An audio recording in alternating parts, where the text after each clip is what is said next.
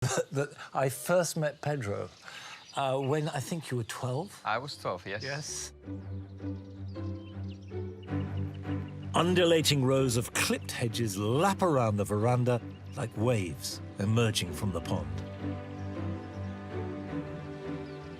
I really hadn't realized from the pictures is how the garden comes right up to the building. The important part of the house was the veranda. Right. And the veranda is exactly in contact with the garden immediately. Can we walk around? I don't want to stand here looking at it. I want to be in it with you. Lead on. Show me your garden.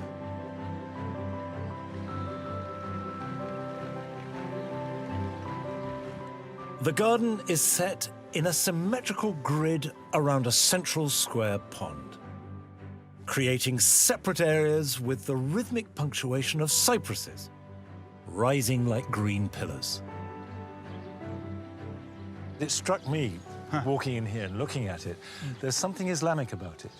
Was that deliberate? No, yeah. Okay. It's really very natural, but geometry, light, water is so important in the Islamic garden also. Yes. And this garden is inside my memory and my tradition.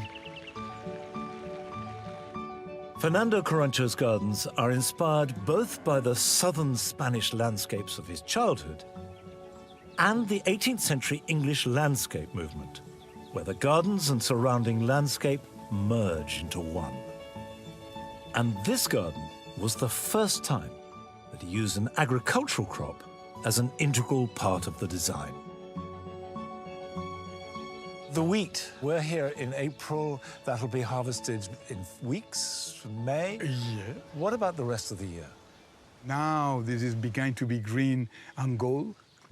After it's gold, we cut, and it's really a brilliant moment. The birds arrive to take the seeds, and it's full of life. Yeah. Do you think there is such a thing as a Spanish garden? I think there's two key factors that identify the Spanish garden. One is the light and the climate, so particular and so harsh, it really strikes you. And then I think the other fact is this mix of influences, you know, because you see some parts of the Italian garden, you see as well the Portuguese garden, how it's blending, and also the heritage, of course, of the Islamic garden is so important in Spain.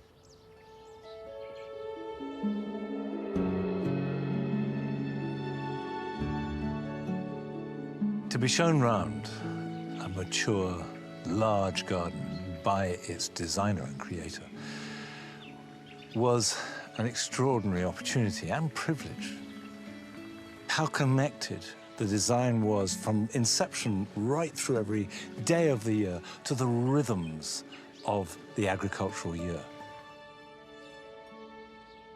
Mallorca has been a really good starting point for my exploration of southern Spanish gardens, but there is much more to see. And I need to move on now to the mainland and an extraordinary UNESCO site in the Alicante region. And from there, along the coast, and then north, up to the capital of Andalusia, Seville. And as I make my way southwards through Alicante, the landscape changes, and one plant starts to leap to the fore. It's very arid, very dry and parched, but palm trees everywhere, and obviously I knew there were palm trees here, but there are tens of thousands of them. It's absolutely not just the dominant tree, but the dominant plant.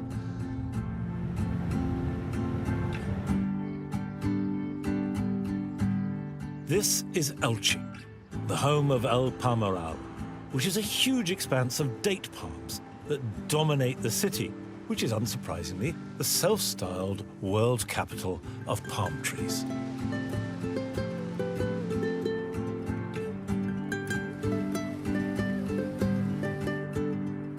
Date palms have been cultivated in huge plantations here continuously since Roman times, and there are still around 200,000 palms growing here today.